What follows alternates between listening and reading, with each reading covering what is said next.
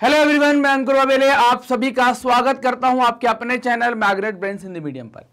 और आज हम बात करने वाले हैं दो इंपॉर्टेंट टॉपिक को लेकर, और वो दोनों इंपॉर्टेंट टॉपिक क्या है कि हमें संविधान की क्या आवश्यकता है, और दूसरा है संविधान तालमेल बढ़ाता है और भरोसा दिलाता है। मतलब ये संविधान की क्या आवश्यकता है उससे ही जुड़ा हुआ है कि तालमेल बढ़ाता है और भरोसा दिलाता है। ये दोनों टॉपिक हैं क्लास 11th की पॉलिटिकल साइंस यानी कि राजनीति विज्ञान के चैप्टर नंबर 1 संविधान क्यों और कैसे से। चलिए स्टार्ट करते हैं कि हमें संविधान की क्या आवश्यकता है। तो अगर मैं बात करूं कि आवश्यकता क्या है, तो आप बोलेंगे सर आवश्यकता तब पड़ती है ना, आवश्यकता तब पड़ती है जब जरूरत होती है। आवश्यकता तब पड़ती है जब जरूरत होती है, और जब किसी चीज की जरूरत होती है तब हमें उसका महत्व समझ में आता है। बोला सर ये दो बातें तो हमने सीखी है ना। जैसे आप ये वीडियो देख रहे हैं क्योंकि आपको इसकी जरूरत पड़ी है, तो क्या कह सकते हैं कि मैं क्या कह सकता हूं कि आपको इस वीडियो की आवश्यकता है। और ये पढ़ने के बाद आप क्या समझेंगे, इसका इंपॉर्टेंस समझेंगे कि यार नहीं बढ़िया लेक्चर था, सब बढ़िया था, तो ये आप ऐसा इंपॉर्टेंस ना समझेंगे। तो आवश्यकता का सीधा जुड़ाव जरूरत से होता है, और आप ये कह सकते हैं कि जब हमें हमेशा मतलब हो सकता है कि कोई चीज किसी के महत्व की ना हो, लेकिन अगर हमें उसकी आवश्यकता पड़ी है तो हमारे लिए वो चीज महत्व रखती है। तो अब हमें जरूरत क्यों पड़ी संविधान की, हमें क्या जरूरत थी संविधान की। संविधान की हमें जरूरत इसलिए थी कि हमें देश को बहुत सिस्टमैटिक तरीके से चलाना था, लोगों को उनके राइट देने थे, या जो लोग हैं, जो शासन है और प्रशासन है, इसको बहुत सिस्टमैटिक तरीके से चलाना था और एक आदर्श स्थापित करना है। दुनिया का हर एक देश अपने देश को चलाने के लिए या अपना शासन प्रशासन चलाने के लिए कुछ नियम कायदे बनाता है, और उन नियम कायदों की किताब को हम संविधान कहते हैं।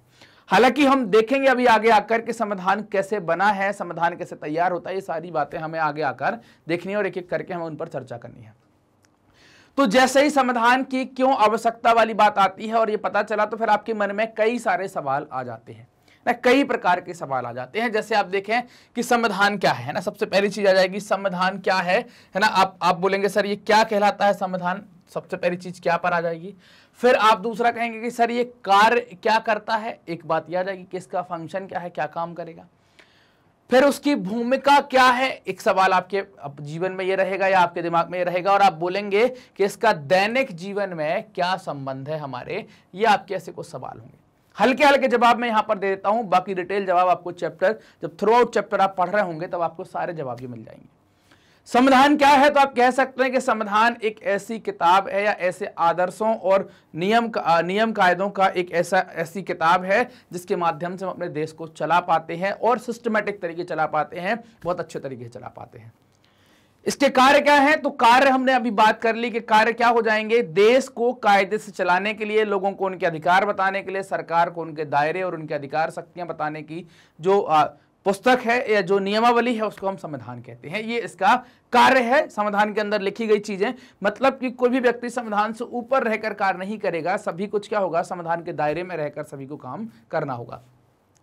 समाज के लिए उसकी क्या भूमिका है, तो आप जाने कि समाज से ही कुछ आदर्शों को लिया गया है जिन्हें संविधान में शामिल किया गया है। तो संविधान समाज को कुछ वैसे ही देखता है जैसे समाज संविधान को देखता है।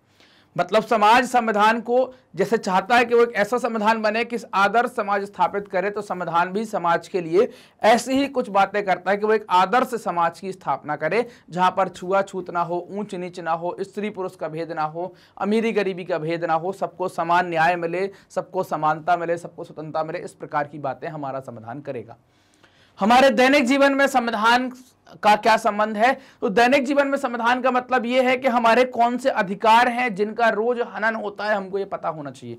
आप बैठे और किसी ने 4-5 लप्पड़ जड़ के दे दिए तो फिर कौन से अधिकार का हनन हुआ, क्या आप उसकी शिकायत करेंगे या नहीं करेंगे।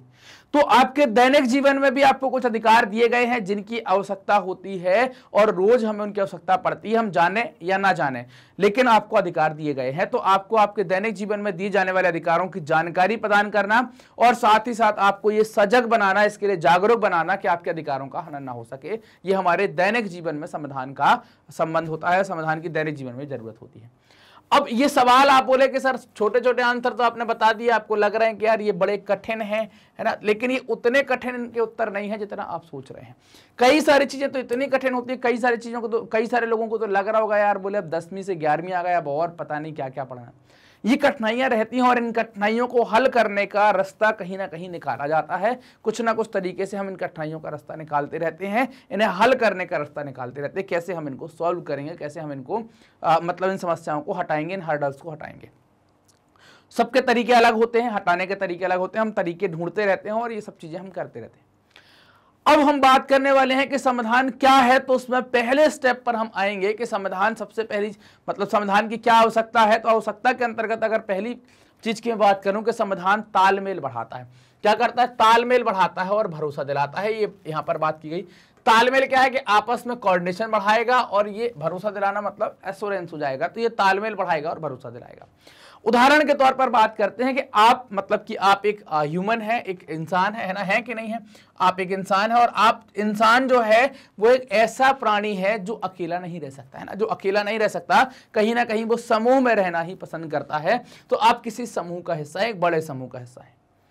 अब ये बड़े समूह के अपने आप में विशेषताएं होंगी और ये समूह अपने आप में भिन्न होगा। आप देख पाए यहाँ पर लोग रंग के आधार पर अलग हैं, लोग उम्र के आधार पर अलग दिख रहे हैं, कुछ छोटे बच्चे दिख रहे हैं, कुछ बड़े दिख रहे हैं, कुछ बूढ़े दिख रहे हैं, कुछ पहनावे के आधार पर आपको अलग दिख रहे हैं, कुछ स्त्री पुरुष के रूप में आपको देखने को मिल रहा है, कुछ पढ़े लिखे आपको देखने को मिल रहे हैं, कुछ गाँव के लोग भी आप यहाँ पर देख पा रहे हैं जो थोड़ी कम पढ़े लिखे। लेकिन इसका मतलब ये नहीं कि गाँव का व्यक्ति पढ़ा लिखा नहीं होता, पढ़ा लिखा होता है। लेकिन मैं सिर्फ ये बता रहा हूं क्योंकि हमारे ग्रामीण क्षेत्र में साक्षरता दर शहरी क्षेत्र की तुलना में थोड़ी सी कम है।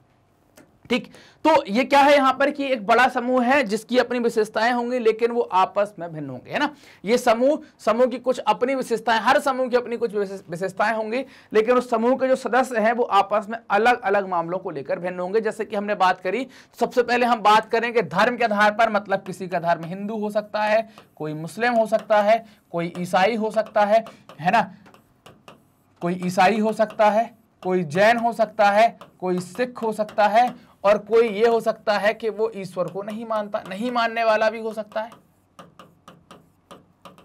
जिसको आप नास्तिक कहते हैं, ऐसा व्यक्ति भी हो सकता है। इन आधार पर आप भिन्न हैं, सबकी उपासना पूजा करने का तौर तरीका और उनके धार्मिक रीति रिवाज अलग है, फिर भी वो उस समूह का हिस्सा है, अगर वो धर्म के आधार पर भी अलग है।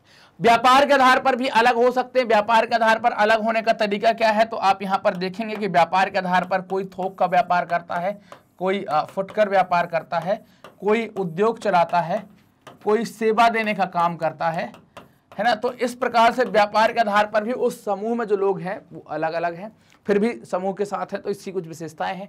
योग्यताओं की अगर मैं बात करूं तो कोई ज्यादा योग्य है, कोई कम योग्य है, कोई ज्यादा पढ़ा लिखा है, कोई कम पढ़ा लिखा है, कोई मध्यम पढ़ा लिखा है। शौक आपके अलग हो सकते हैं, कोई हर फ्राइडे को पिक्चर देखने जाता है, कोई महीने में एक बार जाता है, किसी को शौक नहीं है, किसी को ओटीटी प्लेटफॉर्म पर देखने का शौक है, और आप जैसे लोगों को पबजी खेलने का शौक है कि नहीं है। कुछ लोगों को क्रिकेट खोलने का शौक है, कुछ को खाने पीने बस का शौक है, किसी को टीवी देखने का शौक है। तो ये शौक हैं, ये आपके अलग अलग हो सकते हैं। बूढ़े और जवान, ये जीवन में आपके दो क्रम तो आपको देखने को मिलेंगे ही मिलेंगे कि आप अगर जवान हुए हैं तो बूढ़ा होना आपका 99% तय है। 99% क्या, 100% तय है कि अगर आप जीवित रहते हैं, अगर आप अपनी उम्र पूरी करते हैं तो आपका 100% तय है कि आप बूढ़े होंगे। चिर यौवन आपको प्राप्त नहीं होगा कि आप मतलब जब तक जिंदा रहें, जवान रहें, ऐसा नहीं होगा। उम्र ढलती है, शरीर भी ढलता है। धनी और गरीब के आधार पर भी यहां पर अंतर आपको देखने को मिल सकता है। कुछ लोग धनी होंगे और कुछ लोग गरीब होंगे, इस प्रकार से भी आप अंतर यहां पर देख सकते हैं। आपको ये अंतर देखने को यहां पर मिलेगा। ऐसे समूह के सदस्यों में जीवन के विभिन्न पहलुओं को लेकर विवाद भी आ सकता है। कई सारे विवाद के कारण हो सकते हैं कि जब वो कुछ नियमों की बात कर रहे हैं, अगर नियम नहीं है तो विवाद कैसा है। सबसे पहला विवाद तो है संपत्ति रखने को लेकर कि भाई संपत्ति की इजाजत किसको होगी। अगर हम ब्रिटिश टाइम पर देखें या अंग्रेजों के टाइम पर देखें तो अधिकांश संपत्ति राजाओं की या जमींदारों की या जागीरदारों की हुआ करती थी, और थोड़ी बहुत संपत्ति जो समाज में और दूसरे लोग हैं उनकी। अधिकांश लोग संपत्ति विहीन, घर मिल गया वही बड़ी बात हुआ करती थी।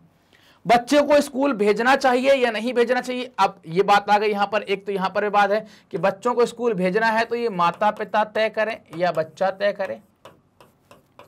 अब बच्चा कैसे तय करेगा, बच्चा तो छोटा है। तो क्या ये स्कूल भेजना जो है वो अनिवार्य है या माता पिता ही तय कर लेंगे कि भेजना है कि नहीं भेजना है। इनको लेकर भी विवाद हो सकता है। अगर आप संविधान में देखें तो सभी को शिक्षा का अधिकार दिया गया। अगर आप पुराने जमाने में देखते हैं तो आप पाएंगे कि गाँव के स्कूल में अगर या भारत में कई सारे स्कूलों में आप ऐसा भी देखेंगे आज से 50 साल पहले या 30 साल पहले कि अगर समाज में अपर वर्ग के लोग हैं तो उनको क्लास में जगह दी गई है और निचले तबके के लोग हों उनको क्लास के बाहर बैठकर पढ़ना पड़ता था। आप अगर अंबेडकर साहब की जीवनी पढ़ते हैं तो उसमें भी आपको कुछ ऐसी चीजें देखने को मिलती हैं। तो स्कूल भेजने का अधिकार है या नहीं है, जाना चाहिए नहीं जाना चाहिए, माता पिता तय करेंगे कि या अनिवार्यता ही है, ये सारी बातें होंगी।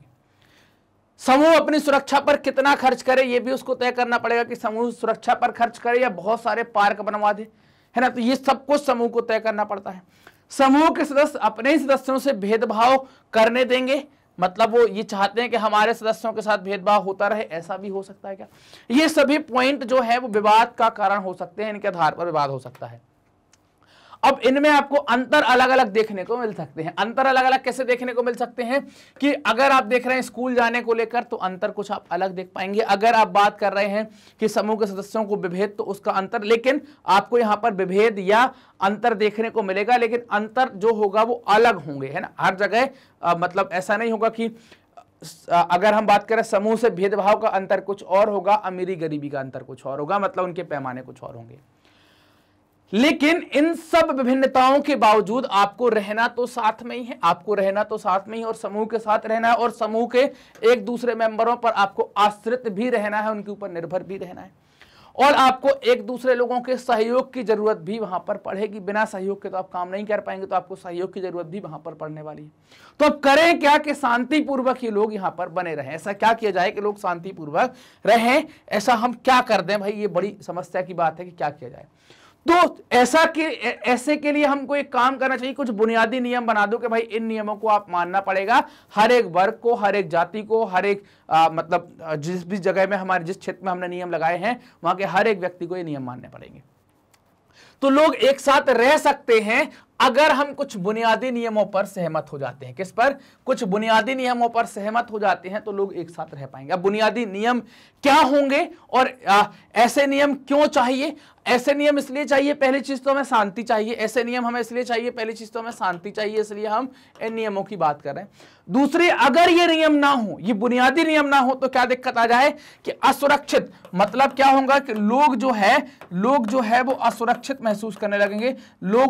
लोग असुरक्षित महसूस करने लगेंगे। बर्ताव, लोगों का बर्ताव एक दूसरे के साथ बदल जाएगा। कोई किसी के साथ अच्छा बर्ताव कर रहा हो, कोई खराब, तो बर्ताव भी बदल जाएगा। अगर नियम नहीं होगा तो तू तड़ाक से बात करना, गाली देकर बात करना, कुछ भी कह देना, ये सारी बातें आप देखेंगे। अधिकारों का भी अता पता नहीं चलेगा कि भैया अधिकार हमें कौन से दिए गए हैं, कौन से नहीं दिए गए हैं। ये अधिकारों का भी आपको पता लगाना थोड़ी सा मुश्किल हो जाएगा। तो हम क्या कहें कि अगर आपको शांति से रहना है तो आपको न्यूनतम समन्वय चाहिए, और अगर आपको न्यूनतम समन्वय चाहिए तो उसके लिए नियम भी आवश्यक है। मतलब अगर मिनिमम कोऑर्डिनेशन की आप बात करते हैं, न्यूनतम समन्वय की बात करते हैं और आप चाहते हैं कि समाज में शांति बनी रहे, तो आपको समन्वय चाहिए। कम से कम समन्वय तो चाहिए कि लोग कम से कम बात तो कर पाए। और ये समन्वय कब स्थापित होगा? जब आप ये नियम लागू करेंगे तभी ये समन्वय स्थापित हो पाएगा और उन्हीं के दायरे में रहकर आप क्या करवा पाएंगे? लोगों से समन्वय करवा पाएंगे। अब ये नियम क्या है? तो ये नियम जो भी है वो लोगों को पता होने चाहिए। ऐसे ना हो कि हमने नियम लिखकर किताब में बंद करके वो गाड़ के रख दी, लोगों को पता ही नहीं क्या नियम है। तो फिर कैसे नियम है या नहीं है, कोई मतलब नहीं है। और ये नियम अगर बनाए गए हैं तो फिर उनको लागू भी किया जाना चाहिए। हर एक व्यक्ति को पता हो और उनको ये पता हो कि ये नियम काम कर रहा है। जैसे आप मानिए कि अभी हेलमेट का नियम आ गया है कि भाई बिना हेलमेट के आप गाड़ी चलाएंगे तो चालान कटेगा, तो फिर कटता ही है। अगर कैमरे से फोटो खिंच गई आपकी तो फिर ये कैमरा मूलवारे बोले ये तो भैया जी जा रहे थे, नहीं फोटो नहीं खींचूंगा मैं, ऐसा नहीं होता।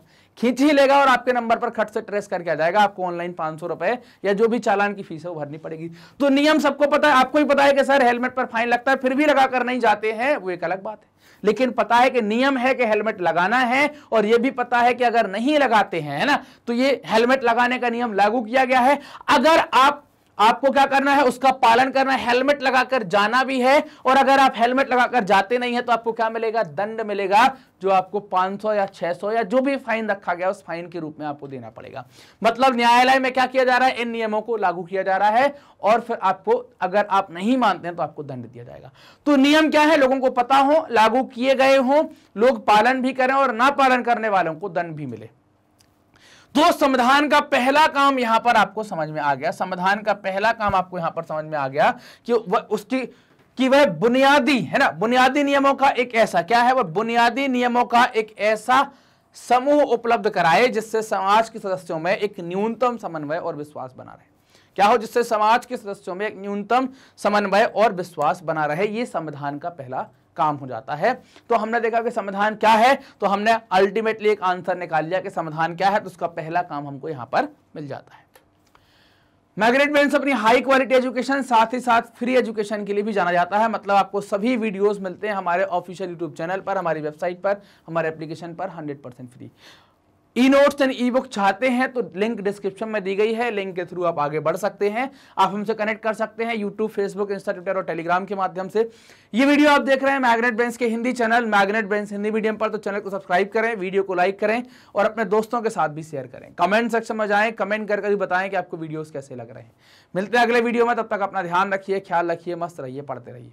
धन्यवाद।